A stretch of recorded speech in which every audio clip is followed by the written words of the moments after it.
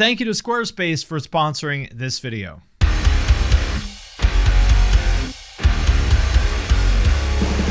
What's up, everybody? I'm Finn McKenty. This is the Punk Rock MBA, and I absolutely love Ticketmaster. Thank God this company exists. Where would any of us be without them? This guy sucks. Those are words that literally nobody has ever said, right? Other than maybe whoever gets the money from their insanely high convenience fees. Actually, it seems like pretty much everybody universally hates Ticketmaster, especially after some of the headlines that you may have recently seen about Blink-182 tickets going for like $1,200 or Taylor Swift tickets going for upwards of $20,000. And yet, despite the fact that they have earned pretty much everybody's hatred, their stranglehold on the live music industry continues to get tighter and tighter every day for one reason. They control pretty much everything. They plan the tours and represent the artists. They operate most of the biggest and best venues. They sell the tickets. They've even taken the place of scalpers with their own ticket resale platforms. And if all of that disgusts you, and if you as an artist don't want to work with them, well, you are basically shut out of the music industry, pretty much doomed to obscurity and playing shows in a cattle barn. And so my question is, how do we get here? How did we collectively let this happen? And is there anything that we can do to stop Ticketmaster from bleeding the fans dry? Those are the questions that I will try to answer in this video. But first, if you haven't, please check me out on Twitch. I'm streaming twice a week from 4 to 7 p.m. Pacific on Tuesdays and Thursdays, and there's a link to that in the description of this video. If you are a fan of going to shows, especially the kind of big major label artists that tend to play arenas and stadiums, then you have probably noticed that, well, it is getting really fucking expensive. As just a few examples, the average price of a Lady Gaga ticket is now up to $337. Metallica is $209. And the average price of a Bruce Springsteen ticket is $508. Pretty bad, right? But that is absolutely nothing compared to the absolute disaster that happened with Taylor Swift's Eras tour, which she just recently announced with Paramore. It is a pretty great lineup, and it was her first tour since 2018. And so, of course, all the Swifties out there want a ticket. And so this should be pretty much free money for Ticketmaster, right? Like, how could this go wrong? You know the tour is gonna sell out, so all Ticketmaster needs to do is just put the tickets on sale, wait, and collect the money, right? Well, to make a long story short, it was a complete shit show. There was something like 2.5 million people on the waiting list, and a lot of people ended up waiting in a virtual line for hours and hours, only to get suddenly bumped to the back of the line for literally no reason. And that is if you were lucky enough to even get in the line. Tickets went on sale at 9 a.m. By 9:30 a.m., the site had completely crashed for most people. It was a complete, unmitigated disaster, to put it mildly. In fact, it was so bad that they just canceled the entire pre-sale. Like, how badly do you have to drop the ball to cancel pre-sales for the biggest tour, maybe of like the last 10 years? And understandably, her fans were furious. I think this tweet is 100% correct. You have been selling tickets online for years and are a multi-billion-dollar company, and you're telling me you still can't figure out how to run a functioning website and get tickets into the hands of fans. There's so many who still don't have tickets. I mean, they're not wrong. Even after completely shitting the bed like that and pissing off millions and millions of fans, did they still charge their quote-unquote convenience fee? Come on, it's Ticketmaster. Of course they did. And speaking of fees, to me, out of the 9 million fees they charge you for, by far the most enraging one is the print at home fee. They literally charge you $2 for the privilege of printing your own tickets. And why do they charge this fee? Because they can. It's as simple as that. And the Taylor Swift thing might be the worst example, but there are many more. For example, the Blink-182 reunion tour with Turnstile. Oh, they're gonna come! Guys, they're gonna come! They're gonna come! They're coming! They're finally coming! Where some of the tickets, like way off to the side of the stage, were still somehow $1,300. And maybe the single most extreme example of it, I literally can't believe this is real, but yet I know that it is. Taylor Swift tickets going for as much as $65,000 in New York. And also, thanks to Squarespace for sponsoring this video. Squarespace gives people a powerful and beautiful platform from which to create your very own website. You can connect with your audience and generate revenue through gated members-only content. You can also manage your members, send email communications, and leverage audience insights all in one easy-to-use platform. You can also create a community on your Squarespace website with a fully integrated commenting system that supports threaded comments, replies, and likes. And use their powerful blogging tools to categorize, share, and schedule your posts. You can also extend Squarespace's already powerful e-commerce capabilities with Squarespace extensions. These new third-party tools can help you manage inventory, promote products, streamline bookkeeping, reconcile and file sales tax, and ship items across the globe. You can also display posts from your social profiles right on your website and automatically push content to your favorite social media channels so your followers can share it as well. So if you want to check it out, and I think you should because Squarespace is great, go to squarespace.com for a free trial. And when you're ready to launch, go to the link in the description of this video to save 10% off your first purchase of a website or domain. Personally, I find it absolutely insane that people are willing to put up with this, but that's just where we're at. It's gotten so bad that people are like grateful for the privilege of paying only $499 to see Bad Bunny.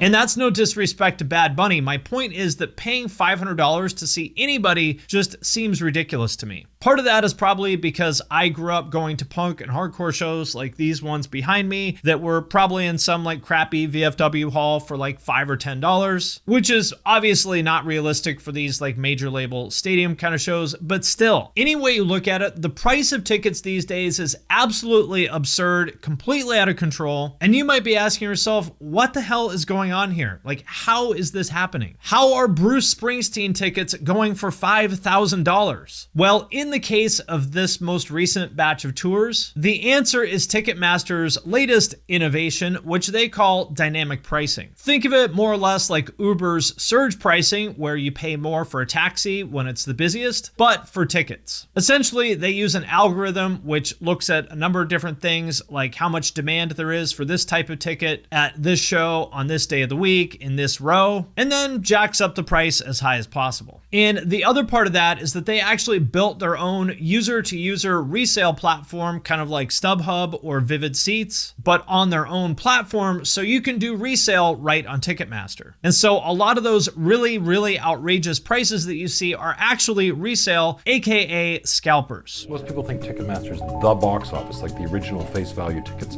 but now they're doing resale. And the really gross part about this is that they say that this is because they are looking out for you, the fan trying to buy a ticket. The way they see it, this is all to fight scalpers. And here's their logic. In the past, what would happen is that if Taylor Swift tickets went on sale for, say, $200, there are people that would just hang out there pressing F5 or maybe using bots to buy as many of those tickets right as they went on sale, and then they would turn around and sell those tickets for many times more than what they paid. And so Ticketmaster saw this, basically that scalpers were making a ton of money on these tickets, and they said, hey, how about instead of letting scalpers make all the money, we become our own scalpers so we can collect a fee. And so in a sense, I guess it's kind of true that this does hurt scalpers, but the part they aren't saying is that it doesn't actually result in lower ticket prices. So at the end of the day, the only person that benefits from this is Ticketmaster. As the country superstar Garth Brooks put it, the same money is going to be exchanged when scalping tickets. It's just now who gets the money. That is the difference. And to be fair, part of this really does just come down to supply and demand. And what I mean by that is that the number of tickets on sale will always be limited by however many seats there are in that venue on that night. And is there some rich old dude who will pay $5,000 to see Bruce Springsteen in New York City? Yes, absolutely. And so knowing that, Ticketmaster can do stuff like this and pretty much know that they're going to get away with it. September 10th, row 8,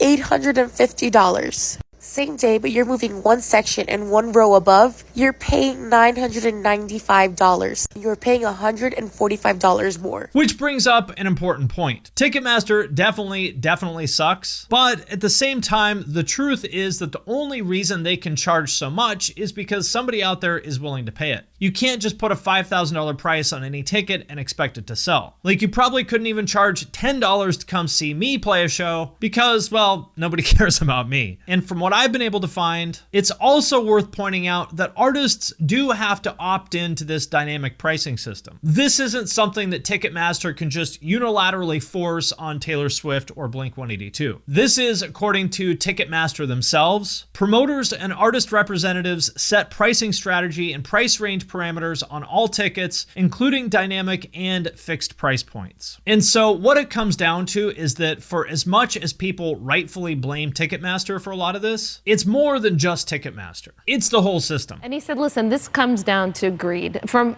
everybody involved. He said, when you have a legacy artist like Bruce Springsteen, you don't know when there's going to be another tour. So everybody's trying to get as much money as they can. And so with all of that being said, the question a lot of you are probably asking is, what the fuck? Like, how does Ticketmaster get away with being such an awful, shitty company that everybody hates because they are basically hostile to their customers? Well, the answer is pretty simple. Ticketmaster are assholes because they can be. Specifically because they control such a huge piece of the live events business that as an artist, you really don't have a choice but to play by their rules. For little context here, Ticketmaster has been the dominant player in ticketing for decades, going back at least to the 80s, controlling somewhere around 80% of the market at the low end. And they've used that power to slowly but surely increase fees year after year after year. Basically counting on the fact that if you really want to see your favorite artist, yeah, you might complain about the fees, but you're still gonna pay them. And if you remember Pearl Jam's big legal battle with Ticketmaster back in the 90s, this was actually the basis of their whole lawsuit. They were putting together a tour and they were absolutely furious about the fees that Ticketmaster wanted to charge, which was about $1.80 on an $18 ticket. And in hindsight, it's almost cute to be upset about fees like that, because these days the fees could be as high as $100 on a $270 ticket. Pearl Jam actually lost their legal case and chose to boycott Ticketmaster, and so for their next tour, they were essentially shut out of all the venues that worked with Ticketmaster, which was pretty much any venue that a band of their size would want to play. It was to the point where they were literally booking shows at like a random ski resort, and so they basically had to give up their boycott of Ticketmaster before it ever really even began. As their manager put it at the time, I regret to say that it is impossible for a major rock group to put on a national tour under the current circumstances without Ticketmaster. In the end, you just have to face the fact that Ticketmaster calls the shots and give into it. Pretty sad, right? And it only got worse in the 2000s. In addition to Ticketmaster, there was also Live Nation, which was the dominant event promoter, representing hundreds of the biggest artists like Miley Cyrus and U2, and most of the largest venues in the world like Madison Square Garden in New York and the O2 Arena in London. Live Nation was also Ticketmaster's #1 customer, and so when Live Nation announced in 2007 that they were going to build their own ticketing platform, most people were thrilled to hear that because that would have meant competition for Ticketmaster, which would have driven down the fees and just general bullshit that everybody associates with Ticketmaster. Except that that rival ticketing platform never happened. In 2010, the two companies merged into one company that we now know as Live Nation. And this created one big giant company that owns and or operates all the venues and the ticketing platform. So now any artist that didn't want to work with Ticketmaster was basically even more fucked than before, especially considering all the shady behavior that many people have accused Live Nation of. For example, threatening them to either use Ticketmaster for your ticketing or your venue isn't going to get tours from any of our artists. And with Live Nation representing huge artists like Jay-Z, Bruno Mars, and Beyonce, among many others, the venues really don't have much of a choice. Like, you can't just give up tours like that. And after the merger, Ticketmaster bought up even more competitors. For example, TicketWeb, if you remember them, and Frontgate Tickets, who handle a lot of the big festivals like Lollapalooza. And so that pretty much brings us to the situation we're in now, where any artist that wants to do a big tour basically has no choice but to go through Ticketmaster. And so the question is, what can anybody do about this? Unfortunately, for any of us, the fans, the answer is basically nothing. nothing. If you want to go to one of these shows, you go through Ticketmaster. That's it. And even for giant artists like Blink-182, Taylor Swift, or Bruce Springsteen, even they can't really do much unless there's competition. I mean, you think about these artists, they pretty much have to play these huge venues like arenas and stadiums, and those venues are almost all controlled by Live Nation and Ticketmaster. So what it comes down to me, is this. I'm not generally a big fan of government intervention. I generally prefer to let the free market work things out. But the thing is that this is not really a free market. This seems to me like a pretty clear-cut case of a company using an effective monopoly to squeeze customers for as much as possible. And isn't that the exact point of all this antitrust legislation that we're supposed to have? And the honest truth is that for as much as people like Taylor Swift and Beyonce and Bruce Springsteen may complain about Ticketmaster on social media, the fact is that the current system is making them an absolute shitload of money. So do they really want to change it? Or maybe do they just want to complain on social media and let Ticketmaster be the bad guy? Meanwhile, behind the scenes, they split that big bag of money. And so what I would like to see is for Live Nation to be forced to open up their venues to other ticketing platforms, because competition is ultimately what's going to make a better value for consumers. I mean, you think about it, if a new ticketing platform came along that charged even just half of Ticketmaster's fees, which would still be way too many fees, but at least it's better than Ticketmaster, well then Ticketmaster would be forced to lower their fees, or all their business would pretty much disappear overnight, right? And who really knows what's going to happen, but it does seem like the hate for Ticketmaster is really kind of reaching a boiling point. And so maybe Live Nation and Ticketmaster are about to learn the painful lesson that so many people on the internet have learned the hard way. Don't fuck with the Swifties. All right, my friends, that does it for this video. As always, let me know what you think in the comments. Also, I want to thank everyone who supports me on Patreon, especially those of you who support at the True Cult level or above. Patrons get all my videos and podcasts early. I do giveaways. There are members-only Discord channels that I'm super active in. And there's a way to have me review your music. Every month, I do a call for submissions. And if you want me to review something, all you need to do is drop it in the comments of that post. Then I will review it live on Twitch and post it on Patreon for everyone to see. So if any of that sounds cool, hit the link in the description of this video. And with that, I'm going to sign off for now, but I will see you next time.